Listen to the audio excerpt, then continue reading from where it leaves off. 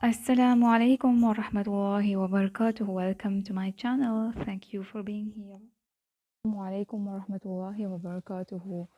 Just some thoughts that I wanted to share with you about Islam.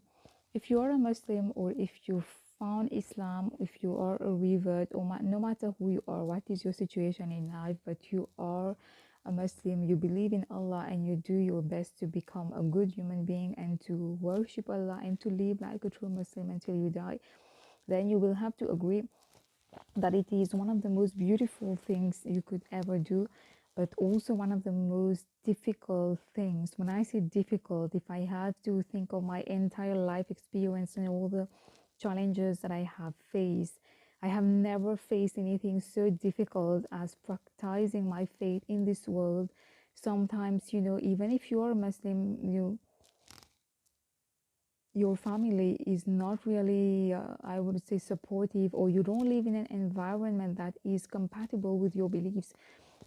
It might be your university, it might be your workplace, it might be the person you got married to. I don't know, I'm not married, but there might be many challenges that you will face. And of course, for us women, when we start to wear hijab, or if we wear hijab, there are so many struggles that we face, opposition, bullying, humiliation, discrimination, all kinds of depressing things. But we know that we will never want to sacrifice anything in our deen over worldly things. If you have to choose the dunya and the deen, you will choose the deen, because this world is just temporary. And don't trust these people who don't have any self-control themselves. These people don't really care about you as much. When you look, don't try to change them either.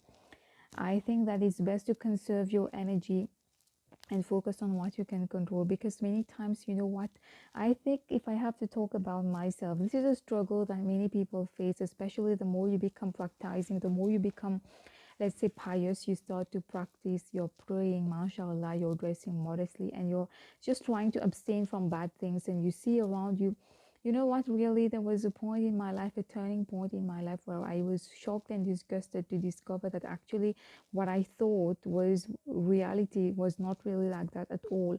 I'm not saying that I'm perfect, but I still, alhamdulillah, I have my principles, I have my identity, I have my morals as a Muslim.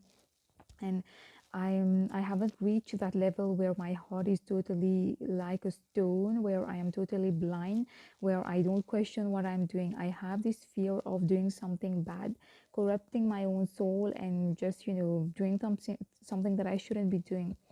But when I started to grow up, looking around me, I see that that is not the case. And if you keep on comparing your own journey with the journey of these people, you will see that you will feel very sad, because you will expect that people will understand you, people will support you, people will have some minimum of shame and not do certain things, but they won't do that. So I think you have to be very patient, very strong, very gentle and loving with yourself.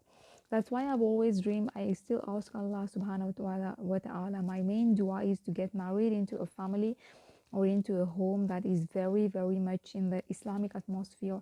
That is a big dream of mine, and I will do everything that I can to make it happen, because one thing is true, I'm not willing to sacrifice my religion for anything in the world. Even if you give me lots of money, even for anything, actually, I'm unapologetic for it. I know that, Allah chose me to wear hijab, chose me to be Muslim. It's not easy. Again, I tell you that it's one of the most difficult things I've ever done, and trust me, I have encountered many difficulties in my life. But I know that this is important. And anyways, when I look at, I don't feel like normal when I go out without a hijab, or when I don't pray, or when I go away from the deen. It's just not a recipe for peace and happiness to me. It's just a, it doesn't make any sense to me living a life where Allah is missing. It's not a life that I would want to live. So I just definitely ask Allah to guide all of us and to help us survive, because each of us, we are tested in different ways. It's not easy for anyone, trust me. Don't think that, when you look at someone else's life, you will think that they have it all easy and you are the only one carrying such a burden.